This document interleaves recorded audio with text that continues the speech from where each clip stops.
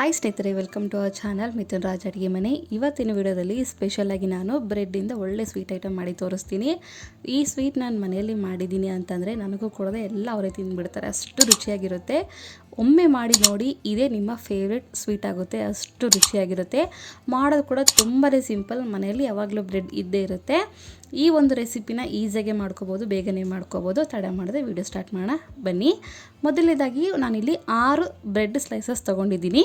ನಾನು ಮೀಡಿಯಮ್ ಆಗಿದ್ದಾವಲ್ಲ, ಅದಕ್ಕೋಸ್ಕರ 6 ತೊಗೊಂಡಿದ್ದೀನಿ. ಒಂದು ವೇಳೆ ನಿಮಗೆ ದೊಡ್ಡ ಸೈಜ್ ಆಗಿದ್ದರೆ ಒಂದು 5 ಅಥವಾ 4 ತೊಗೊಳ್ಳಿ. ಇದನ್ನು 4 ಭಾಗದಲ್ಲಿ ಕಟ್ ಮಾಡ್ಕೊತೀನಿ ಈ ರೀತಿ. ನಿಮಗೆ ಇನ್ನೂ ಚಿಕ್ಕ ಬೇಕಂದರೆ ಒಂದು ಸ್ಲೈಸಲ್ಲಿ 6 ಪೀಸ್ ಆಗಾದರೂ ಕಟ್ ಮಾಡ್ಕೋಬೋದು. ನಾನಿಲ್ಲಿ ಈ ರೀತಿ 3ಅಲ್ಲಿ ಇಟ್ಕೊಂಡು 4 ಪೀಸಸ್ ಆಗಿ ಕಟ್ ಮಾಡ್ಕೊತಾ ಇದ್ದೀನಿ. ಆ್ಯಂಡ್ ನಿಮ್ಮೆಲ್ಲರ ಹತ್ರ ಒಂದು ರಿಕ್ವೆಸ್ಟ್, ನನ್ನ ಚಾನಲ್ನ ಮೊದಲನೇ ಬಾರಿ ನೋಡ್ತಿದ್ರೆ ಪ್ಲೀಸ್ ಎಲ್ಲರೂ ದಯವಿಟ್ಟು ಸಬ್ಸ್ಕ್ರೈಬ್ ಮಾಡ್ಕೊಳ್ಳಿ.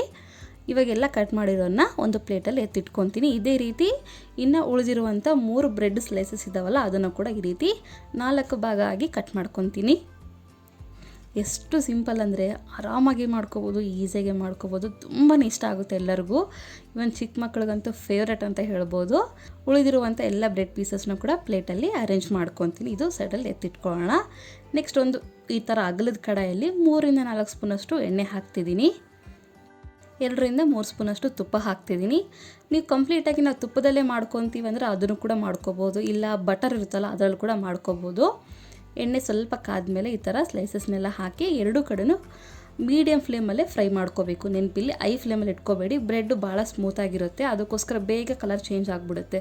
ಅದಕ್ಕೋಸ್ಕರ ಆದಷ್ಟು ಮೀಡಿಯಮ್ ಫ್ಲೇಮಲ್ಲಿ ಇಟ್ಕೊಂಡೆ ಫ್ರೈ ಮಾಡ್ಕೊಳ್ಳಿ. ಇವಾಗೆಲ್ಲ ಹಾಕಿದ ಮೇಲೆ ಇನ್ನೊಂದು ಕಡೆ ಟರ್ನ್ ಮಾಡ್ತೀನಿ. ನೋಡಿದ್ರೆ ಇಷ್ಟಾದರೆ ಸಾಕು. ತೀರಾ ಒತ್ತಿಸ್ಬಿಟ್ರೆ ಚೆನ್ನಾಗಿರೋದಿಲ್ಲ, ಈವನ್ ತಿನ್ನೋಕ್ಕಾಗಿರ್ಬೋದು ಮತ್ತು ಟೇಸ್ಟ್ ಹೋಗ್ಬಿಡುತ್ತೆ. ಅದಕ್ಕೋಸ್ಕರ ಹೇಳ್ತಿದ್ದೀನಿ. 2 ಕಡೆನೂ ನೀಟಾಗಿ ಈ ರೀತಿ ಫ್ರೈ ಮಾಡ್ಕೋಬೇಕು. ಎಲ್ಲವನ್ನು ತಿರ್ಗಿಸ್ಕೊಂಡು ನೆನಪಿಲ್ಲಿ ಮೀಡಿಯಮ್ ಫ್ಲೇಮಲ್ಲಿ ಇಟ್ಕೊಂಡೆ ಮಾಡ್ಕೋಬೇಕು. ಇನ್ನೊಂದು ಕಡೆ ಕೂಡ ಆಗಿದ್ದಾವೆ. ಇವಾಗ ಪ್ಲೇಟಲ್ಲಿ ಎತ್ತಿಟ್ಕೊತೀನಿ. ಮನೆಯಲ್ಲಿ ಯಾವಾಗಲೂ ಬ್ರೆಡ್ ಇದ್ದೇ ಇರುತ್ತೆ. ಮನೆಯಲ್ಲಿ ಬ್ರೆಡ್ಡು ಅಥವಾ ಹಾಲು ಇದ್ಬಿಟ್ರೆ ಸಾಕು, ಆರಾಮಾಗಿ ಈ ಸ್ವೀಟ್ ರೆಡಿಯಾಗುತ್ತೆ. ನೆಕ್ಸ್ಟು ಇನ್ನೊಂದು ಸಾರಿ ಕೂಡ ಸ್ವಲ್ಪ ಎಣ್ಣೆ ಸ್ವಲ್ಪ ತುಪ್ಪ ಹಾಕಿಬಿಟ್ಟು ಇನ್ನೊಂದು ಸಾರಿ ಉಳಿದಿರುವಂಥ ಬ್ರೆಡ್ಡನ್ನೆಲ್ಲ ಮತ್ತೆ ಫ್ರೈ ಮಾಡ್ಕೊತೀನಿ. ನೆನಪಿದೆ ಅಲ್ವಾ, ನಿಮಗೆ ಎಣ್ಣೆ ತುಪ್ಪ ಇಷ್ಟ ಇಲ್ಲ ಅಂದರೆ ಬಟರಿಂದ ಕೂಡ ಮಾಡ್ಕೋಬೋದು, ಇನ್ನೂ ಚೆನ್ನಾಗಿರುತ್ತೆ. ಈ ರೀತಿ 2 ಕಡೆನೂ ಫ್ರೈ ಮಾಡ್ಕೊಳ್ಳೋಣ. ಎಲ್ಲವೂ ನೀಟಾಗಿ ಹಾಕ್ಕೊಂಡ್ಮೇಲೆ ನಾನು ಮೇಲ್ಗಡೆ ಹಾಕ್ತಿದ್ದೀನಿ ತುಪ್ಪ, ಕೆಳಗಡೆ ಎಣ್ಣೆ ಹಾಕಿದ್ದೀನಿ. ಬ್ರೆಡ್ ಸ್ಲೈಸಸ್ ಇಟ್ಟು ನಂತರ ಇದ್ರ ಮೇಲೆ ತುಪ್ಪ ಹಾಕಿದ್ದೀನಿ. 2 ಕಡೆಗೆ ನೀಟಾಗಿ ಫ್ರೈ ಮಾಡ್ಕೊಂಡಿದ್ದೀನಿ ಅಂದರೆ ಒಂದು ಪ್ಲೇಟಲ್ಲಿ ಎತ್ತಿಟ್ಕೊತೀನಿ. ನೆಕ್ಸ್ಟು ಈ ಕಡೆ ಒಂದು ಈ ಥರ ಪಾತ್ರೆಯಲ್ಲಿ ಹಸಿ ಹಾಲು, ಅಂದರೆ ಕಾಯಿಸಿರುವಂಥ ಹಾಲಲ್ಲ, ಹಾಗೆ ಇರುವಂಥ ಹಾಲು. ನಾನಿಲ್ಲಿ ಪ್ಯಾಕೆಟ್ ಹಾಲು ಯೂಸ್ ಮಾಡ್ತಿದ್ದೀನಿ. ಏನು ನೀರು ಮಿಕ್ಸ್ ಮಾಡಿಲ್ಲ, ಗಟ್ಟಿ ಹಾಲೇ ತೊಗೊಂಡಿದ್ದೀನಿ. 2 ಕಪ್ಪಷ್ಟು ಹಾಲು ತೊಗೊಂಡಿದ್ದೀನಿ. ನೆಕ್ಸ್ಟ್ ಈ ಕಡೆ ಒಂದು 3/4 ಕಪ್ಪಷ್ಟು ಹಾಲು ಎತ್ತಿಟ್ಕೊಂಡು ಇದಕ್ಕೆ 2 ಸ್ಪೂನಷ್ಟು ಕಸ್ಟರ್ಡ್ ಪೌಡರ್ನ ಮಿಕ್ಸ್ ಮಾಡ್ತೀನಿ. ನಾನಿಲ್ಲಿ ವೆನಿಲಾ ಫ್ಲೇವರ್ ತೊಗೊಂಡಿದ್ದೀನಿ. ನಿಮ್ಮ ಹತ್ರ ಚಾಕ್ಲೇಟ್ ಫ್ಲೇವರ್ ಇದ್ದರೂ ಓಕೆ, ಯಾವ ಫ್ಲೇವರ್ ಇದ್ದರೂ ಚೆನ್ನಾಗಿರುತ್ತೆ. ಬಟ್ ವೆನಿಲಾ ಆದರೆ ತಿನ್ನೋದಕ್ಕೆ ಮತ್ತು ಆ ಬ್ರೆಡ್ಗೆ ಪರ್ಫೆಕ್ಟಾಗಿ ಸೂಟ್ ಆಗುತ್ತೆ. ಇದ್ದರೆ ಹಾಕ್ಕೊಳ್ಳಿ, ಇಲ್ಲ ನಿಮ್ಮ ಹತ್ರ ಯಾವುದಿದ್ರೂ ಅದನ್ನು ಹಾಕ್ಕೊಳ್ಳಿ. ಈ ಥರ ಯಾವುದೇ ಗಂಟಿಲ್ಲದೆ ನೀಟಾಗಿ ಮಿಕ್ಸ್ ಮಾಡ್ಕೋಬೇಕು. ಇದ್ರ ಕೂಡ ಸೈಡಲ್ಲಿ ಎತ್ತಿಟ್ಕೊಳ್ಳೋಣ.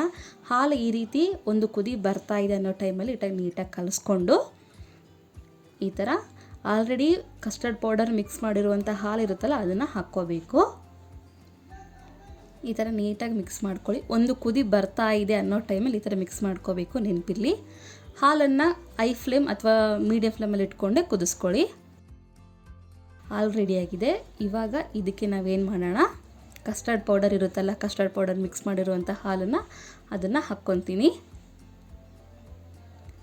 ಎಲ್ಲನೂ ಹಾಕ್ಬಿಡ್ತೀನಿ. ನೆನಪಿಲ್ಲಿ ಲೋ ಫ್ಲೇಮಲ್ಲಿ ಇಟ್ಕೊಂಡಿದ ಮೇಲೇ ಕಸ್ಟರ್ಡ್ ಪೌಡರ್ ಹಾಲನ್ನು ಹಾಕ್ಕೋಬೇಕು, ಇಲ್ಲಾಂದರೆ ಗಂಟು ಆಗಿಬಿಡುತ್ತೆ. ಅದಕ್ಕೋಸ್ಕರ ಹಾಕಿದ ಕೂಡಲೇ ಹಿಂದೆಲ್ಲ ಈ ಥರ ತಿರ್ಸ್ಕೊಂಬಿಡಿ, ಇಲ್ಲಾಂದರೆ ಗಂಟು ಆಗೋ ಚಾನ್ಸಸ್ ಇರುತ್ತೆ. ಈ ರೀತಿ ತಿರ್ಸ್ಕೊಂಡಿದ ನಂತರ ಇದಕ್ಕೆ ಇವಾಗ 5 ಸ್ಪೂನಷ್ಟು ಶುಗರ್ ಹಾಕ್ತಿದ್ದೀನಿ, ಅಂದರೆ ಸಕ್ಕರೆ. ಒಂದು 1/4 ಸ್ಪೂನಷ್ಟು ಏಲಕ್ಕಿ ಪುಡಿನ ಹಾಕ್ತಿದ್ದೀನಿ. ಇವೆರಡು ಹಾಕಿದ ಮೇಲೆ ನೀಟಾಗಿ ಮೀಡಿಯಮ್ ಫ್ಲೇಮಲ್ಲಿ ಇಟ್ಕೊಂಡೆ ಇದನ್ನು ಕುದಿಸ್ಕೋಬೇಕು. ಜಸ್ಟ್ 2-3 ನಿಮಿಷ ಸಾಕು, ಅದಕ್ಕಿಂತ ಜಾಸ್ತಿ ಬೇಡ. ಯಾಕೆಂದರೆ ಕಸ್ಟರ್ಡ್ ಪೌಡರ್ ಹಾಕಿರೋದ್ರಿಂದ ಬೇಗ ತಿಕ್ಕಾಗ್ಬಿಡುತ್ತೆ, ಬೇಗ ಗಟ್ಟಿ ಆಗುತ್ತೆ. ಅದಕ್ಕೋಸ್ಕರ ಹೇಳ್ತಿದ್ದೀನಿ. ನೋಡಿದ್ರೆ ಯಾವ ಥರ ಕನ್ಸಿಸ್ಟೆನ್ಸಿ ಆಗಿದೆ, ಇಷ್ಟ ಆದರೆ ಸಾಕು. ನೆನಪಿರಲಿ, ಕಸ್ಟರ್ಡ್ ಪೌಡರ್ ಹಾಕಿದ ಮೇಲೆ, ಸಕ್ಕರೆ ಹಾಕಿದ ಮೇಲೆ, ಏಲಕ್ಕಿ ಪುಡಿ ಹಾಕಿದ ಮೇಲೆ 2-3 ನಿಮಿಷ ಸಾಕು. ಇವಾಗ ನಾನು ಗ್ಯಾಸ್ ಆಫ್ ಮಾಡ್ಕೊಂಡ್ಬಿಡ್ತೀನಿ. ಗ್ಯಾಸ್ ಆಫ್ ಮಾಡ್ಕೊಂಡಿದ ಮೇಲೆ ಕೂಡ ಈ ಥರ ಕಲಿಸ್ತಾನೆ ಇರಬೇಕು. ಯಾಕೆ ಅಂತಂದರೆ ಮೇಲ್ಗಡೆ ಕೆನೆ ಥರ ಫಾರ್ಮ್ ಆಗಬಾರ್ದು, ಅದಕ್ಕೋಸ್ಕರ ತಣ್ಣಗಾಗಬೇಕು, ಕಂಪ್ಲೀಟ್ಲಿ ತಣ್ಣಗಾಗಬೇಕು. ಈ ಥರ ಕಂಪ್ಲೀಟ್ಲಿ ತಣ್ಣಗಾಗೋವರೆಗೂ ಈ ಥರ ಮಿಕ್ಸ್ ಮಾಡ್ತಾನೆ ಇರಬೇಕು, ಇಲ್ಲಾಂದರೆ ಕೆನೆ ಆಗಿಬಿಡುತ್ತೆ. ನೆಕ್ಸ್ಟ್ ಈ ಕಡೆ ನಾನು ಏನು ಮಾಡಿದ್ದೀನಿ, ಬಾದಾಮ್ ಮತ್ತು ಪಿಸ್ತಾ ಈ ಥರ ಸಣ್ಣದಾಗಿ ಸ್ಲೈಸಸ್ಸಾಗಿ ಕಟ್ ಮಾಡ್ಕೊಂಡು ಇಟ್ಕೊಂಡಿದ್ದೀನಿ. ಸ್ವಲ್ಪ ಈ ಥರ ಹಾಲಲ್ಲಿ ಹಾಕ್ತೀನಿ, ನಂತರ ಗಾರ್ನಿಷಿಂಗ್ಗೆ ಸ್ವಲ್ಪ ಹಾಕ್ತೀನಿ. ಬ್ರೆಡ್ ಮೇಲೆಲ್ಲ ಹಾಕಬೇಕು, ಅದಕ್ಕೋಸ್ಕರ ಸ್ವಲ್ಪ ಎತ್ತಿಟ್ಕೊಂಡಿದ್ದೀನಿ. ಬಾದಾಮ್ ಮತ್ತು ಪಿಸ್ತಾ ಹಾಕಿದ್ಮೇಲೆ ನೀಟಾಗಿ ಕಲಿಸ್ಕೊತೀನಿ. ಇವಾಗ ಇದು ತಣ್ಣಗಾಗಲಿ ಕಂಪ್ಲೀಟ್ಲಿ. ಈ ಥರ ಯಾವುದಾದ್ರೂ ಒಂದು ಅಗಲದ್ದು ಬೌಲು, ಗಾಜಿನ ಬೌಲ್ ಅಂತಲೇ ಅಲ್ಲ, ನಿಮ್ಮ ಹತ್ರ ಯಾವುದು ಬೌಲ್ ಇದ್ದರೂ ಓಕೆ. ಈ ಥರ ಸ್ಲೈಸಸ್ನ ಕೆಳಗಡೆ ಇಟ್ಬಿಟ್ಟು ಬ್ರೆಡ್ ಸ್ಲೈಸಸ್ನ ಇದ್ರ ಮೇಲೆ ನಾನು ಹಾಲನ್ನು ಹಾಕ್ತೀನಿ ಈ ರೀತಿ. ನೆಕ್ಸ್ಟ್ ಇನ್ನೊಂದು ಸಾರಿ ಕೂಡ ಇದೇ ಪ್ರಾಸೆಸ್ನ ರಿಪೀಟ್ ಮಾಡ್ಕೊತ ಹೋಗಬೇಕು.